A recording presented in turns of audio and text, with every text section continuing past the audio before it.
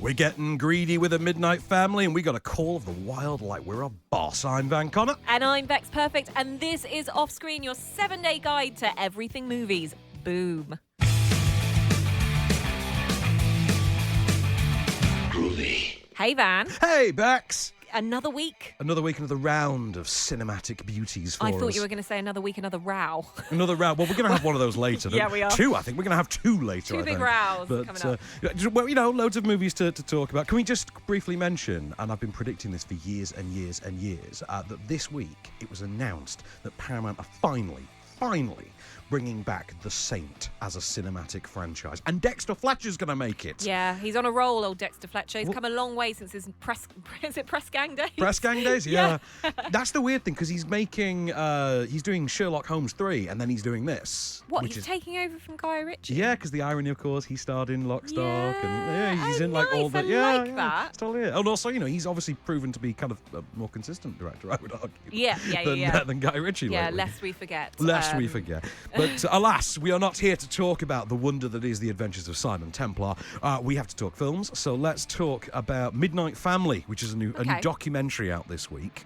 And starting with a documentary, we're starting quite somber here. We are starting somber because then the tone will lighten as we go. I mean, not so much. I'll be crying in about 15 minutes' time. I will warn you about that. Why? So, Tell me why. Why am I going to cry? I'm going to cry in about 15 minutes' time because we're going to talk about a movie involving a dog. And yeah, that just gets me every time. I thought it was the argument where I beat you down. Well, there's that to come as well. But that's mostly Fine. me. Yeah, that's mostly me like curled up in the corner in the fetal position, rocking back and forth. In the meanwhile, Midnight Family. Okay, new documentary from Luke Lawrenson. You know me, I love a dog wolf documentary. Yeah. Have done for this is about 7 years now since Blackfish. Yeah. I've habitually sought out every dog wolf documentary. I loved Blackfish. Well, they've never let me down. They've made so many great documentaries over the years. If you see the dog with sign come up or the symbol come up, you know you're in for a good documentary. Exactly, yeah. So, happy to say the streak remains intact. This is set in Mexico City, in relatively wealthy part of Mexico City, and it follows the Ochoa family. Ochoa, I think it's pronounced Ochoa. Father, two young sons, both underage, but they run a private ambulance. Okay. And the idea that we're told from the very beginning of the film is there is such a small number of ambulances. There's something like 45 ambulances to 8 million people in Mexico City. Now, you can contrast that with London, for instance, where there are, several thousand to a population of 9 million. Very, very different thing. And they show you over the course of the film through graphics and charts, things like that. They show you comparatively how the healthcare system in Mexico works out next to, in Mexico City works out next to other, equally developed, capital cities. Yeah. So the idea here is that you hire a private ambulance when you are in need of transportation to the hospital. You hire a private ambulance for the equivalent of $185 to transport you and provide you with, urgent care on the way. Bearing in mind, they're not fully trained. And we are talking about the... And not a lot of people can afford that. And not a lot of people can afford that, but... Thank you, NHS. Yeah, because of... This is the thing. I'd say you will never be more grateful for the NHS than you will after watching this film. Because of the fact that there are so few ambulances in the city, that private ambulances have had to start up and things like that, there's a racket going between them. It's fierce competition. So what you have is a system whereby the Ochoa family have allies in the police force, for instance, who will tip them off to events and basically afford them the chance to get there first. But, there's other cops with deals with other private ambulances. And what you wind up with are effectively street racers in ambulances with the sirens blaring, with the dad over the tannoy yelling, "Oi, red car, get out the way. Oi, purple car, shift it, someone's dying." The equivalent. It's insane. So it's Fast and Furious meets Casualty. Yeah, exactly that. Fast and Furious meets Casualty at times. Yeah. It is, and there's also the element of tragedy to it because the family themselves are obviously not prospering under this system. Yeah. And, they are contingent on a very strict set of conditions being met. And you've got someone who doesn't have insurance, for instance, things like that, who can't afford, the ride to the hospital. It presents something of an economic struggle for them. Is this the type of movie that you kind of, if you say it was on something like Netflix, you'd flick past or you'd sort of stop? Would it catch your attention? I think the branding of it, the marketing and the imagery for it are kind of flashy and actually quite attention grabbing. It's quite siren based. And then you've obviously talked about some of like the intense moments of it as well, the chase and stuff. Does it actually hold your attention as a film? Very much so. I mean, there is Does a point... it unfold? As it unfolds. Because I didn't know at first, like prior to seeing the film, I watched the trailer, and I honestly couldn't tell if it was a documentary or if it was a narrative feature. And then, of course, it is a Dogwolf film, so you think, okay, it's got to be, presumably. But no, Dogwolf have done one or two, I think, narrative-ish documentaries over the years.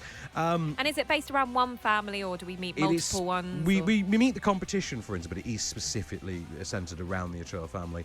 I say really gripping. I was hooked. I did come away just thinking, okay, at once, this is both arresting and horrifying. Okay. And interesting. It's a film that will absolutely, especially with all the talk over the course of the last 3 or 4 years about the resurgence of the talk about the privatisation of the NHS, etc. It's something that will inspire you in that regard. It will have you really appreciate the NHS. Okay. So how many thumbs are you going to give it? 2 thumbs up from me. Good. Okay, so let's talk then about one that's slightly more divisive between us.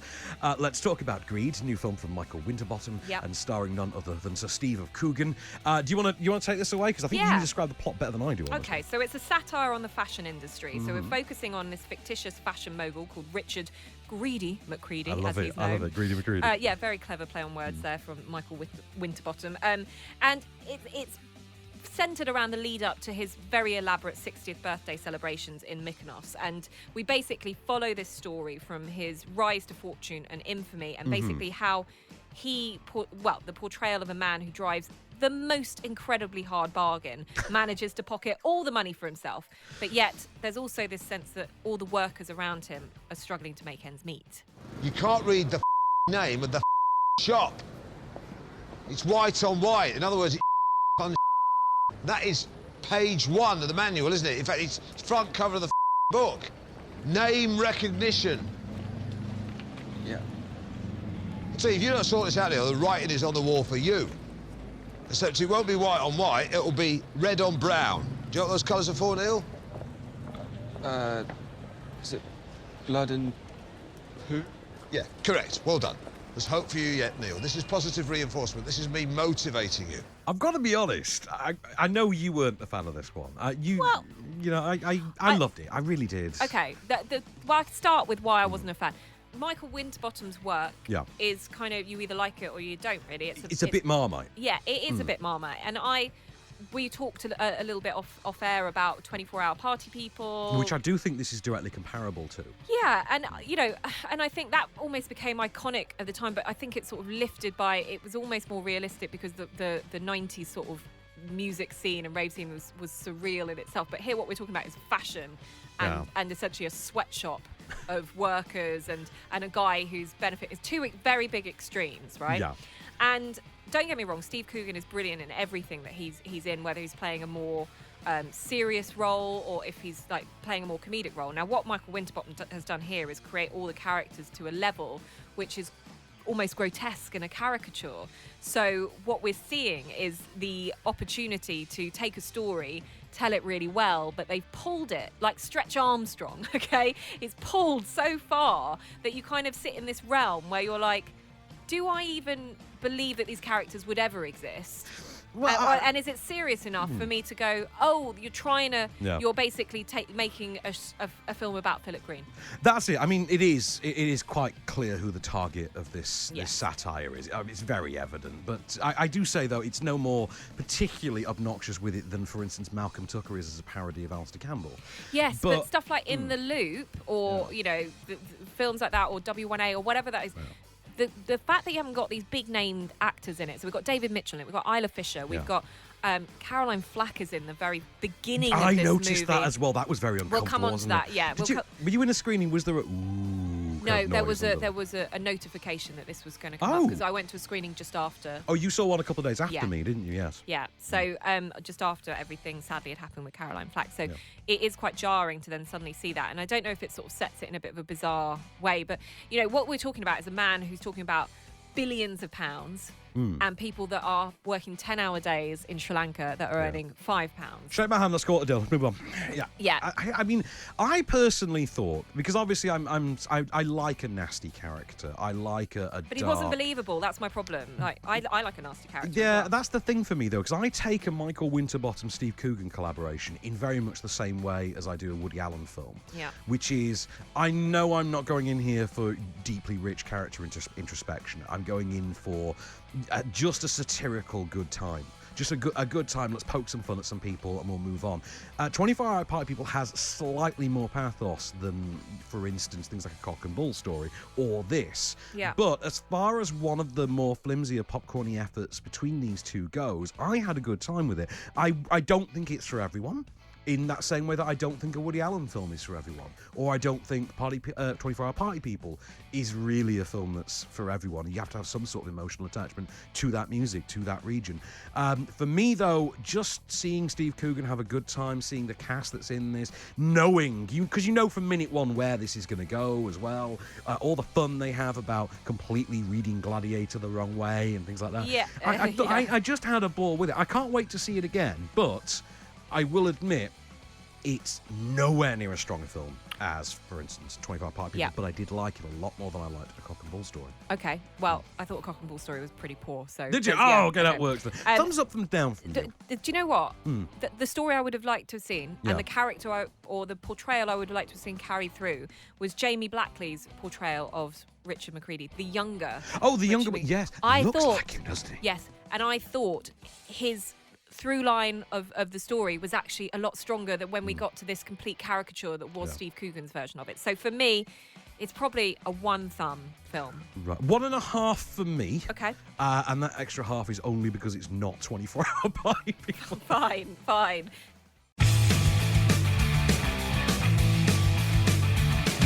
And we're back, and this time, Miss Perfect, we're going at it like a boss. Yes, we are, and we're going to lock horns big time on that, because we already have on the lift on the way up here.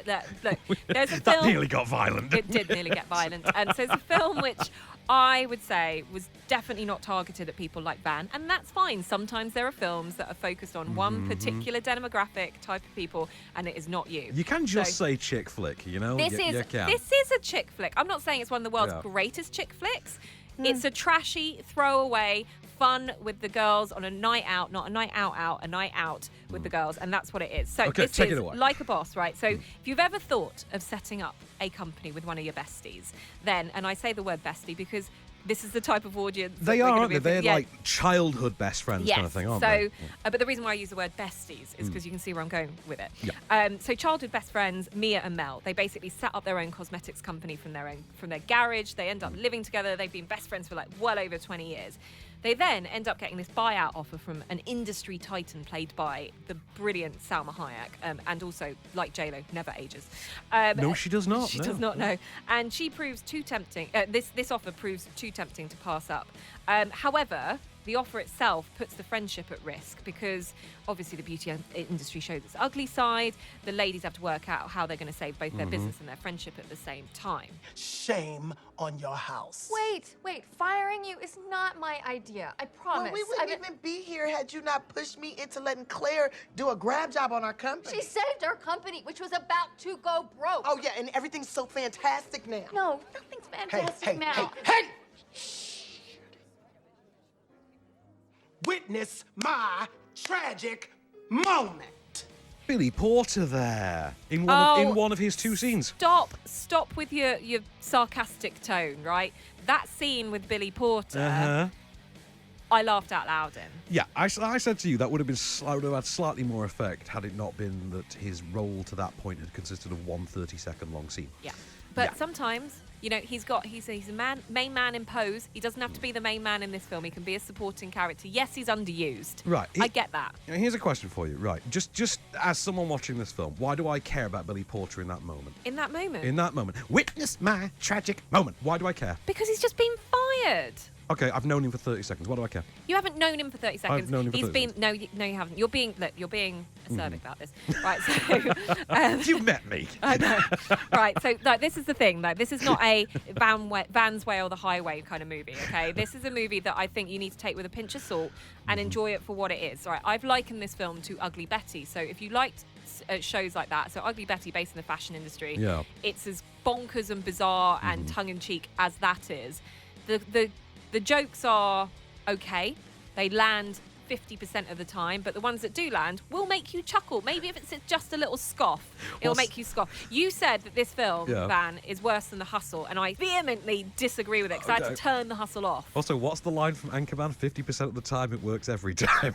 Well, there we go. Right, you pointed out about the critical consensus on this. Yes, so I looked it up whilst you were recording another show earlier. I had 5 minutes, so I took a look. Right. The Rotten Tomatoes rating for this film, much as I hate to quote Rotten Tomatoes in anything, just using it as a statistical barometer, the critical consensus for this has it at 20% positive, which I would argue is probably about right. Yep. I would say that's probably about right if we're being academic about it. However, the audience score is 65%, which puts it as marginally above average. Yep. I would say it's just faintly above average. Would you agree with that score? I would, because people that are going to go and watch this are not here to analyse all elements of it. It is, as I said before, you take it for what it is. It's a trashy hour and 20 minutes where you don't have to think.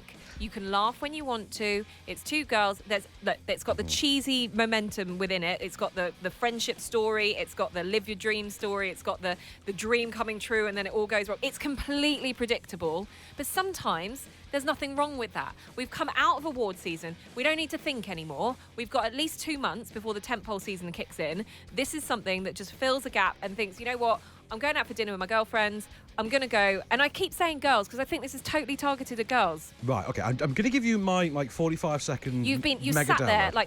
clenching your fists. I'm going to give you my 45-second mega download, and I'm going to pass it back over to you to end it on a positive. End this one on a positive note because I feel like it deserves it just for existing.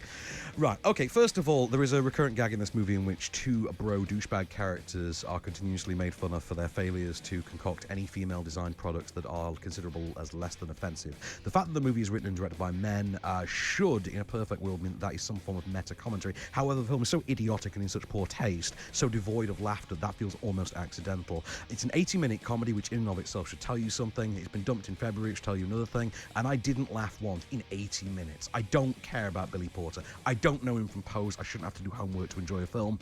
I think Tiffany Haddish is generally unfunny anyway. I've yet to see her actually make me laugh in something, and I say that as someone who's seen Girls Trip, apparently her breakout film. Rose Byrne plays the straight man figure of the film. However, the film I found so devoid of laughter that really she just fit in with the general tone of it. She wasn't playing a straight man. She was playing just every man because nothing in the film made me laugh in 80 minutes, which I found sad, I found depressing. I thought for the remit of a comedy is about the most epic fail you could find. I did find The Hustle funnier, although I actually had something of an emotional attachment to that because of Dirty Rotten Scoundrels, so at least I kind of knew what I was in for. You should have been more offended because of it, because of Dirty Rotten Scoundrels. I should. However, this film exists, and also it commits the criminal sin of wasting both Jimmy Yang and Ari Grainer. How anybody lives with themselves after wasting the two of those performers in anything, I will never know. Please end this on a more cheerful note. Ladies, go get your girlfriends.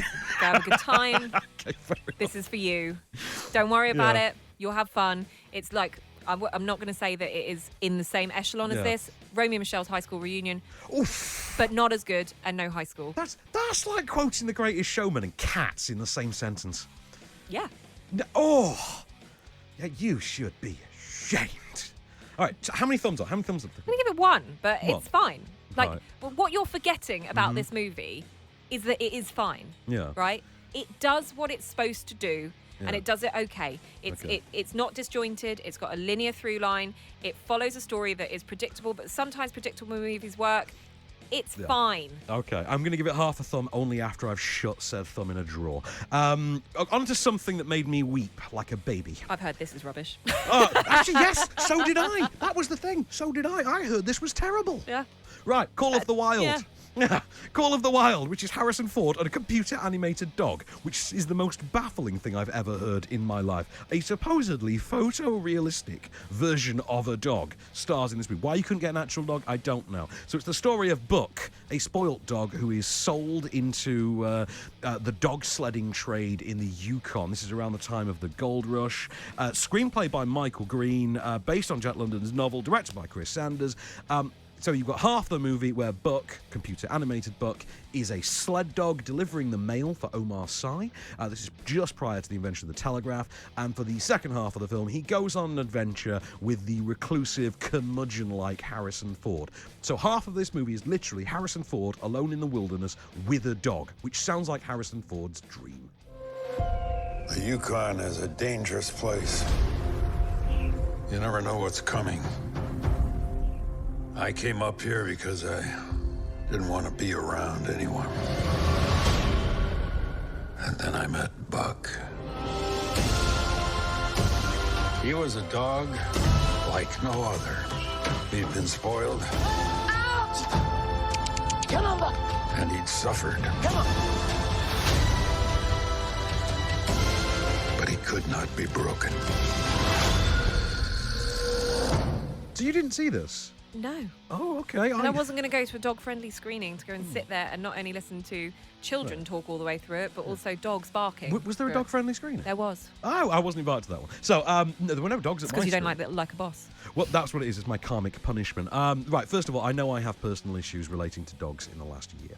So, obviously, I'm somewhat emotionally tinted on this one.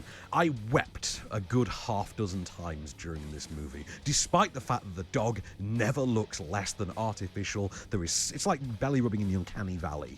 It is ludicrous. But once you get past that notion, the film itself is actually pretty sweet. I haven't enjoyed a dog movie this much since 8 Below, which tells you where this sits on the heartbreak spectrum. Okay. Just by the way, the fact that I keep mentioning how upsetting this is, don't take that as any kind of a spoiler, okay? Don't. Because I know dog movie, saying it's upsetting. Just take it as Van's general disposition, particularly when he was talking about like a boss. Are you going to turn this into your cats? Well, I'm just, do you know what? I'm just looking. This is nowhere near cats. I'm just looking as we're talking, and you're talking about a CGI dog, at the Facebook page for Like a Boss, right? Yes, I'm bringing it back to it. Really? Okay, and the audience, there's like 100 reviews from the audience here on it. It's getting a 4.5 out of 5 out of people that have taken their time to write on the Facebook page for Like a Boss. And they're saying, do you know what? It's a great movie to see with the girlfriends. As I pointed out, it's a comedy. You know, it's a comedy just about friendship. It's a girls' movie, real friendship. You know, it's really fun. There's not much more to take from it than a few laughs, but that's a good thing because why not go and have a little bit of a, just debrief afterwards? It's an easy movie. I don't know why you just don't like it. You're so not a girl. I know people that can make impassioned, supposedly academically based arguments for supporting Batman versus Superman. Having said that, I also know that there are people in the world who believe in Scientology. There are lots of lunatics in the world. However, none of them are involved in the making of Call of the Wild, which I found to be quite nicely shot outside of the ridiculous special effects. I thought Harrison Ford's very likeable in it. Omar Sy, I'm always happy to see him. He looks grumpy in it. He's always grumpy. That's just Harrison Ford. Was he going to be grumpy in the new Indiana Jones? Probably. He was grumpy in the last one. Yeah. But that's the thing. I would not buy into the negativity on this one because I didn't think the film itself, outside of the special effect, deserved anywhere near it. It was quite a heartfelt film. The script works quite well. The visuals are there. Is this for dog lovers, this film? I wouldn't say it's for dog lovers at all. I think it is just a decently enough constructed story. It's relatively timeless. They've been remaking this for literally 100 years. Call of the Wild was the first 20th Century Fox movie in 1921.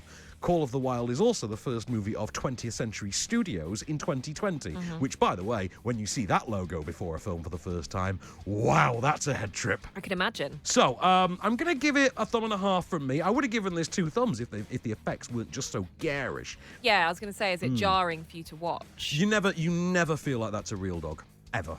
And that's a lot. I will say as well, by the way, they've used a real dog. there's 5% of this movie where you would have needed to use, for animal safety and animal cruelty purposes, you would have needed to CG something.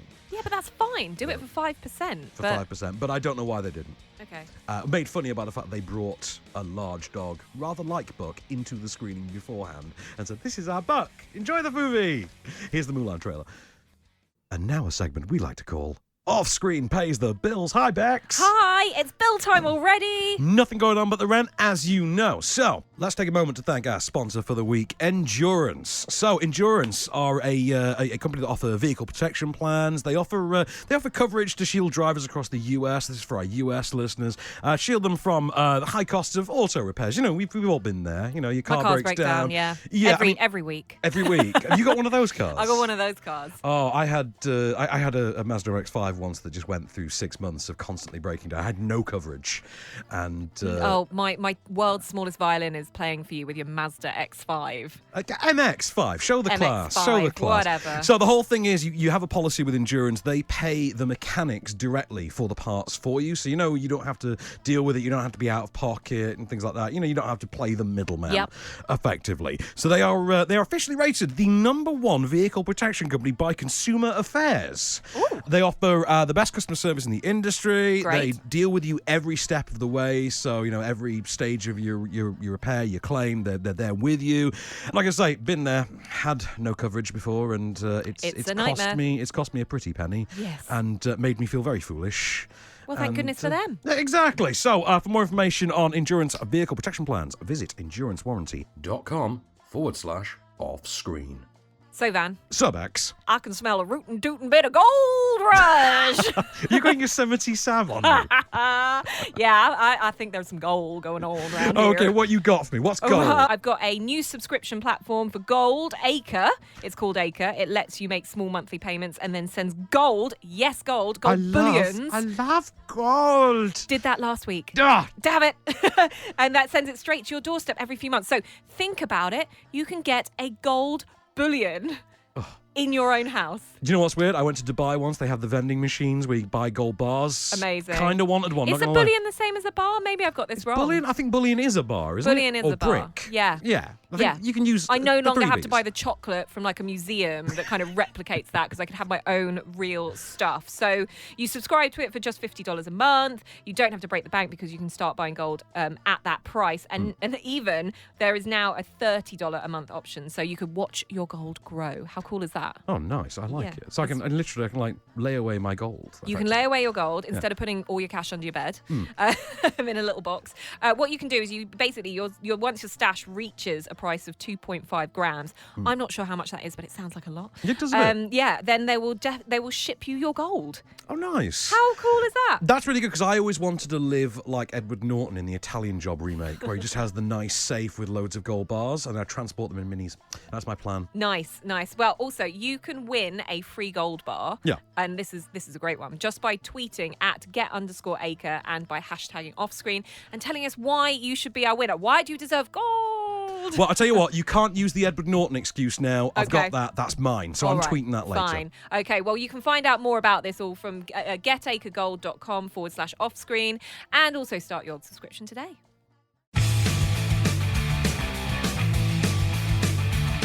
Welcome back to Offscreen. So we are taking you from the big screen to the small screen now, and we have your 7-day guide to all the movies that you can watch on your telly box. And we're going to kick off with this Saturday on E4, 9 o'clock, with The Martian, one of my favourite surprise films of its day. Oh, definitely. Because I don't think any of us expected this to be as fun as it was. No. Yeah, this is the thing. It's Matt Damon. He gets stranded. Where's he get stranded? So Mars? he's Mark Watney. It's in the title. I mean, The Martian. The Martian. It's in the title. He's stranded on Mars. Okay. All right. So Matt Damon's Mark Watney. He's a botanist who, during an evacuation during a Just storm. remember it being orange. That's his question. That's the thing, Far isn't too it? early. Mars is surprisingly orange in this for the red planet, isn't it? During the evacuation, he's presumed dead. He's left behind. And I'll tell you what, this clip will kind of tell you what he goes through. Probably need to listen. He's 50 million miles away from home. He thinks he's totally alone. He thinks we gave up on him. I mean, what does that do to a man psychologically? The hell is he thinking right now? I'm definitely gonna die up here. If I have to listen to any more god-awful disco music. My God, Commander Lewis, couldn't you have packed anything from this century? Lots of disco music. Lots and lots of disco music in this. And it's just a great movie, isn't it? It's a testament to just how likeable Matt Damon can be that this film works. Yes, and it's kind of a one-man band movie It kind as of well. is. Yeah. I mean, it's Castaway if they occasionally cut back to, back to FedEx HQ. Yeah, Except exactly. in this case, we get to see the delight that is Sean Bean working for NASA. Do you know what, though? I think when the humour kicks in, because you kind of go into it thinking, obviously, this is like pre-gravity or things like that, and you kind of go, what am I expecting to see from a space movie of sorts? And you go in with one particular mindset, and it shifts you completely. I mean, I know people are obsessed with the novel, and they rate the film equally highly. Good. I mean, for my money, also, Ridley Scott's best film for 20 years, easy. Yeah. So, for Sunday, what we got? We've got The Proposal, Channel 5 at 3:50 p.m. Perfect timing for a film like this. It is, isn't it? Yeah, Sandra Bullock. Sandra Bullock And Ryan Reynolds. And do you know what? I was on Paul Ross's show on TalkSport, and I was talking about how certain movies have certain posters. That there's like a formula for them, and this is exactly it. This is a leaning one. Yeah, the leaning poster. This is the white background leaning poster. Yes, so rom-coms have a lot of this, so that How to Lose a Guy in 10 Days. I was going to say, Matthew McConaughey's entire career for about 15 years was based on leaning. Yeah, so I really enjoyed this. I thought the humour worked really well. I thought Ryan Reynolds, again, proves himself to be the guy that you want to watch on screen pretty much all the time, and it's not just one for the ladies. Well, that's it, isn't it? So it's an immigration comedy, effectively, in which bitch boss and put-upon employee have to pretend to be engaged. It's a bit like to keep her in the Overboard. country. Yeah, it's a bit like Overboard in a way. What, are your parents dead? Oh, no, his are very much alive. Very much. They're, well, we were going to tell them this weekend. Gammy's 90th birthday, and the whole family's coming together, and we thought it'd be a nice surprise. And where is this surprise going to take place? At Andrew's parents' house. Where's that located again? Why am I doing all the talking? Jump in. Sitka, Sitka. Alaska. Alaska. You're going to go to Alaska this weekend? Yeah? Yes. We are going to Alaska. That's where my Andrew's from. It's got a lot going for it. Yeah. He's charming. She's delightful as well. Yeah. And And you can genuinely believe that they could be a couple. We do. Yeah. I like So, Monday, though, I don't think these two will ever be a couple. It's Denzel and Ethan Hawke in one of the best movies of the 21st century. Also, one of the best man night flicks of all time. Me and one of my boys, we watched this quite a few times. Girls go see Like a Boss. Exactly. So, Training Day is on ITV4 at 10:30. Actually, on that point, Go on. girls, if you're off to go and see Like a Boss, boys, on Monday night, there's something for you. There you go. Okay, so ladies, off to the pictures on Monday night. There you go. Fine. Yeah, boys, get the beers in, order the pizzas. Training Day's on ITV4, 10:30. Denzel's a corrupt cop. He's giving his training day to Ethan Hawke, and basically he's going to try and corrupt him. It's almost Faustian.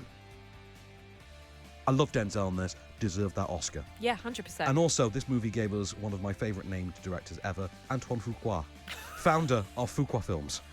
So, enjoy Training Day. Over on Tuesday, it's a Michael Bay movie, and it's a surprisingly good one. Yes, I can see you looked confused. Oh, I thought it was something else. No, it's The Island, starring Ewan McGregor and Scarlett Johansson. Oh, in which... what was that Leonardo DiCaprio one? It's on a... The Beach. No. Shutter Island. Shutter Island. Shutter Island. There we Okay, go. so there's The Island, there's The Beach, and there's Shutter Island. Okay, Two fine. of them have DiCaprio. The other one has, for some reason, Neelix from Star Trek and ScarJo. Weird combination. But it does also have Steve Buscemi. You're clones.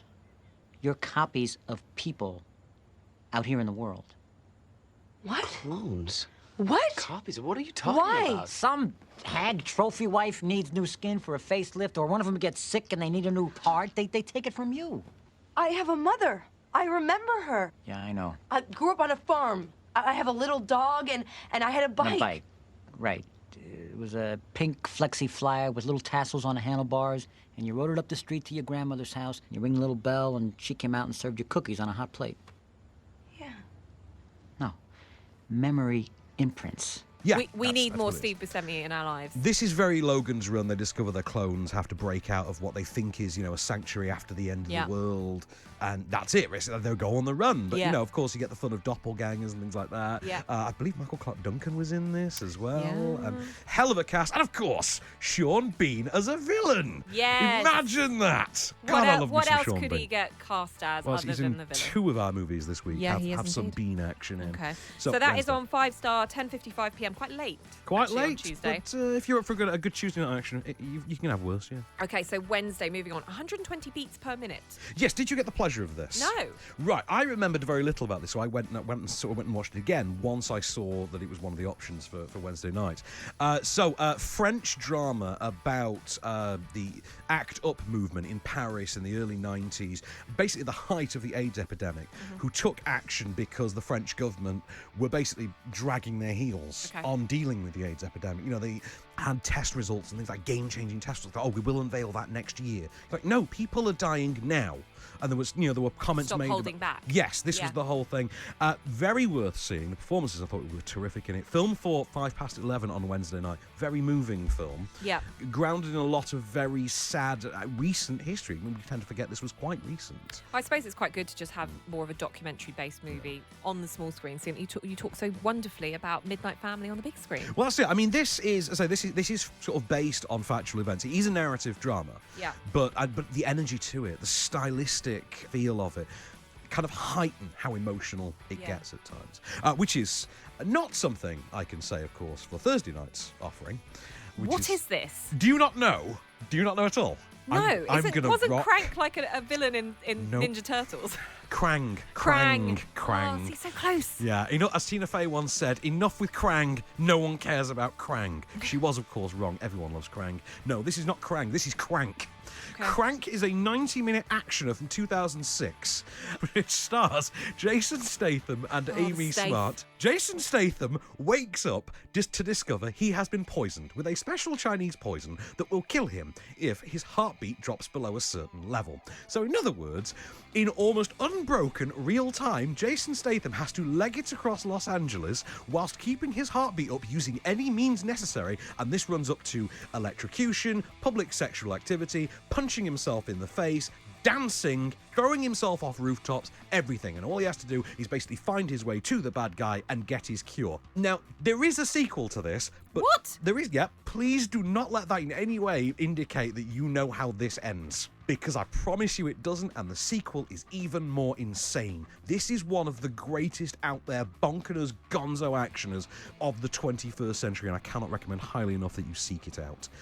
In terms of seeking it out, you've got to seek out ITV4 for Oh, that. yeah, sorry, I should say 10:30 p.m. Should be over about midnight, maybe 20 past, something like that. Okay. Yep. Friday is The Big Sick on BBC Two at 11:05 p.m. This is Kumail Nanjiani. Nanjiani. Yeah, I wasn't a fan of this. Were you not? No. I loved this. I found this really boring. Oh! Yeah.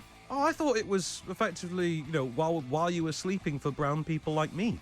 So that kind of works. But, what? Yeah, I thought that kind of worked. No. As far as cross-cultural comedies go, this really landed for me. I'll tell you what, I'll give you a sample of the kind of humour that's in it, and you can see why I might like it so much. Hi. Hi. My name's Kumail. Yeah, we know. Yeah, we saw you perform. Now that the niceties are out of the way, I have to tell you that when you yelled at me, it really threw me off, and you really shouldn't heckle comedians. It's so rude. I didn't heckle you. I just woohooed you. It was supportive. Okay, that's a common misconception. But yelling anything at a comedian is considered heckling. Heckling doesn't have to be negative. So if I yelled out like, "You're amazing in bed," that'd be a heckle? Yeah, it would be an accurate heckle. Cool. Because he's a charming guy, you see, that's what it is. Yeah, it just didn't tickle my fancy. Maybe I wasn't in the right mindset to watch No, it. I think you should check it out. It is autobiographical as well. It's based Yes, on I the do know real that. story Yeah. of how Kumail met his wife. Yes, I do. And I find that quite sweet, but sometimes real stories don't really translate that well onto film. Well, I think we can guarantee that While You Were Sleeping wasn't based on a true story anyway. So. Yeah. And you know what else isn't based on a true story, Becks? Like a Boss. There's no truth in that, is there? What do you mean? Two besties setting up their own company and being bought out by a mogul. It's the dream, and it's happened to some people. Don't you watch Dragon's Den? I'll get you, perfect. And your little dog, too.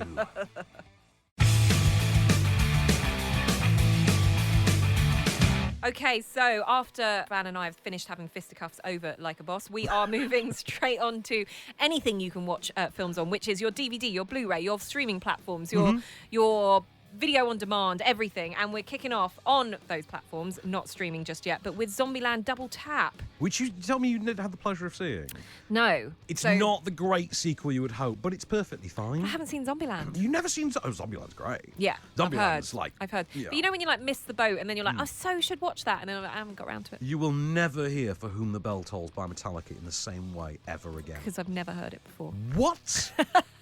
Oh, jeez. I don't even know where to begin. Don't forget that yours and my movie tastes are very different. Well, yeah, I know, but we're relatively... Apart from the 90s and the 80s. We're of the same age. You never heard For Whom the Bell Tolls by Metallica? Don't listen to that kind of music. It's iconic. Okay, never mind. Okay, so Zombieland Double Tap, sequel to Zombieland from 2009. Yep. This, of course, arrives a decade later. You can argue it missed the boat.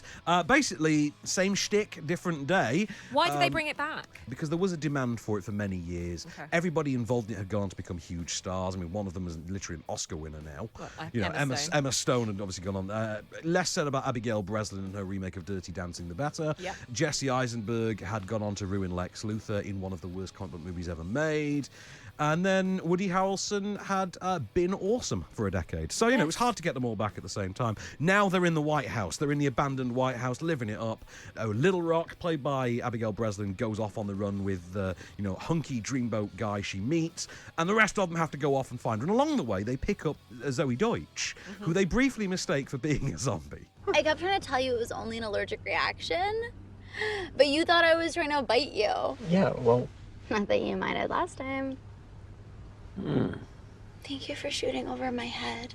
I was really just trying to scare you off. You're not gonna get rid of me that easy. Oh, no.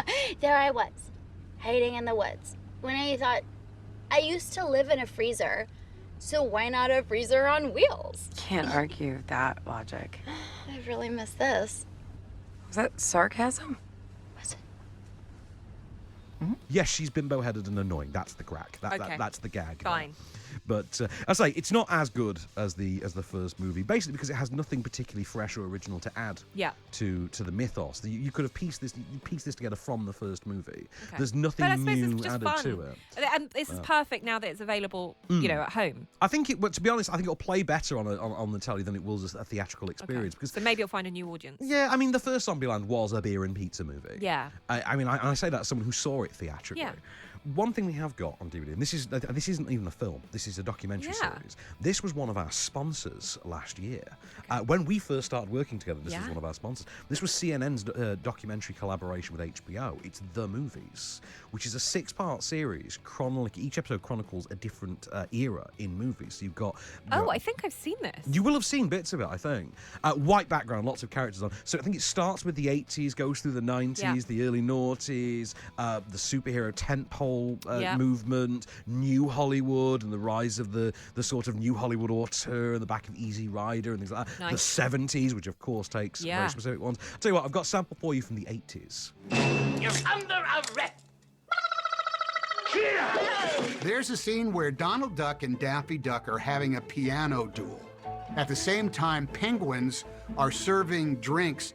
And if you look at the making of that individual scene, it's utter complete total chaos. There's real actors pretending to be drinking. There's trays moving around on these iron rods.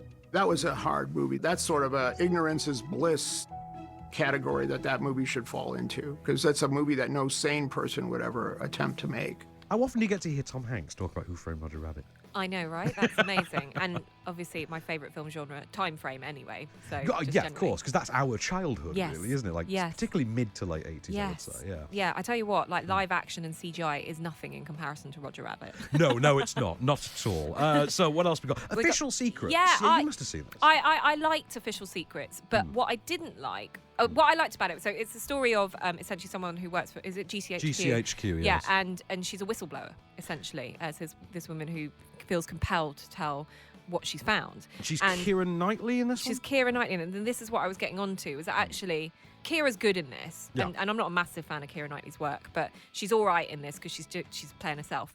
But basically, Okay, as long as she's playing a sort of that's what she pasty, ever uptight does. British lady, she's fine. Yeah, that's what she does. She's Kira playing Kira. Anyway, and the thing about this is that actually when you see the real Catherine Gunn. Catherine Gill? Catherine Gunn. Gunn, yes. In real life, you kind of go, well, Kira looks nothing like her. They've got to get the funding somehow. I will say one thing I did like about this, though. Yeah. Matt Smith in a drama. Yeah, he's good. Now, all right, he does still literally play it as the Doctor, but Yeah. other than that, it does kind of work in a drama setting. Also, Ray Fiennes. Yeah, and also I think they keep something that actually, because it's so, obviously there's a court case and stuff, but actually the development of how this unfolds Yeah. could be quite boring. Could be. But Shall they've managed to lift it. I give you a quick Yeah, listen? go on then. With respect, Mrs. Gunn, you're a spy. Yes. You gather information from people's phones and computers, and you feed that to your clients. Yes. You eavesdrop on private conversation. Yes. And now you're upset at being asked to do that to members of the Security Council. Detective, I don't object to being asked to collect information that could help prevent a terror attack. What I object to is being asked to gather intelligence to help fix a vote at the UN and deceive the world into going to war. Keira Knightley folding under pressure. The gun doesn't With a go pout. off, so we should say. Yeah. With a pout. Of course. Oh, she just doesn't work for me as an Really? actress. I like her. Are you joking? No, I like her. I met her once. She was lovely. Oh, yeah. But that aside, her work. No, her work. I like her work. Really? Yes. No. Really? Well, she doesn't push herself. Okay, she's got the worst role in Love Actually, but other than that, we can't really hold it against Again, her. pouting. She is in like 3 terrible Pirates of the Caribbean sequels, and Again, yes, I am pouting. including the last one, her weird cameo. Oh, yeah. That was weird. I said about that. That should have been a lot of money paid to her for that. Anyway, so look, Official Secrets is an interesting story. It will make you want to find out more about it when you go off, and when you actually find out who Catherine Gunn is, you'll kind of agree with me. I will say that as well. I was fascinated because I didn't remember how the story ended in reality. Yeah. And it's interesting when you see it actually laid out. Over to streaming then. And this is what, because the thing with streaming is we don't really get to see them in advance when they're the debuts. No. So this is All the Bright Places. On Netflix. On Netflix. When does this air? Hang on. I've got Friday. it down. So All the Right Places. This stars Elle Fanning. So, not Dakota, Yeah. the other one. Yeah. Isn't she Maleficent's Yes. ward? She's in She's, Sleeping Beauty. it's, Aurora. yeah. from Maleficent, which is weird because we reviewed Maleficent at this time last week. So, Interesting. yeah. And Justice Smith from Detective Pikachu and Jurassic World Yeah. Fallen Kingdom. He's great. He is great, isn't Yeah. he? That's why I'm kind of looking forward to this. This is directed by Brett Haley, written by Liz Hannah. This is an adaptation of the novel by Jennifer Niven, which I'm told is something of a bit of a hit. And it's a teen love story whereby instead of there being, like an actual external trauma that's keeping them apart, this time it's internal. It's his own mental health. Oh, interesting. Which is, I think, kind of timely, actually, and Of something course. I'm intrigued to see. It's an obvious route to go down, but it's clever that it's doing it now. But from the marketing, they are playing it still in the vein of something like The Fault in Our Stars, in Yeah. the vein of, your notebooks and things like that. Yeah. So I can see... I'm intrigued. That's enough. On that remit alone, I will watch this. But also, Justice Smith, I just think is great, as you say. Yeah, he's really, really strong. And actually, hopefully he's making clever choices in his roles. And so we're going to see more great things. He's going to become more of a household name. Yeah. That's on Netflix from Friday the 28th. So next week is an interesting one. So we've got the true history of the Kelly Gang. Yes, this one's sort of crept upon us, hasn't Yeah, it? that's out. We've got Downhill with Will Ferrell is in it as well. We've got Dark Waters, which got relatively ignored at awards season, despite being literally Aaron I'll give you Brockovich and Mark Ruffalo. Yeah, a little teaser. I can kind of get that. Really? Yeah. You know what is that? I don't know if we'll get to review this one, though. We have got Richard Stanley's adaptation of Colour Out of Space, starring Nicolas Cage. I mean, what's not to love? Nicolas Cage as H.P. Lovecraft. Yeah. We have also got next week, and I'm very much looking forward to this, The Invisible Man. Lee Whannell's adaptation of The Invisible Man is next week. Interesting. So we've got quite a lot, actually. We might have to cut some things down. We have to cut some things down, but I'm definitely chucking it. I mean, Portrait of a Lady on Fire is out next week as well. Yeah. And that's quite buzzy. But do you know what? Next week, I'd say, is more of a low-key indie sort of film week rather than big blockbustery well-known stuff that you'd know. Well, that's it, isn't it? Because Yeah. Invisible Man is still going to be like a $5 to $10 million stripped-down Blumhouse horror film, isn't it? Yeah. So I wouldn't expect that to be a grand epic. Yeah. But yeah. does it need to be? It's got Lee Winnell, and last time he brought us Upgrade, so couldn't be that bad. There we go. So all that to look forward to and more And next more, week. Yeah, much more. So I've been Becks Perfect. I've been Van Connor. And this has been Off Screen. It's been your 7-day guide to everything movies. Thank you for tuning in this week. We'll be back again next week.